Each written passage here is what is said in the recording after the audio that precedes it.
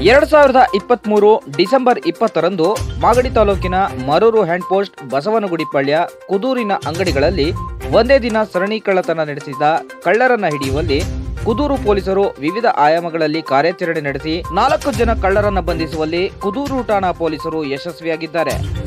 Manjunath alias Kariya Manja, Basava alias dealing Basava, Harisha alias Harish Prakash, Prakash alias Chandrashekar ಬಂಧಿತ ಕಳ್ಳರಾಗಿದ್ದು Doddaballapura road, Nagamangala, Bellur cross, Dabaspete ಹೀಗೆ ಮುಂತಾದ ಕಡೆ 15 ಪ್ರಕರಣಗಳಲ್ಲಿ ಕಳ್ಳತನ ನಡೆಸಿರುವುದು ತನಿಖೆ ವೇಳೆ ತಿಳಿದು ಬಂದಿದೆ.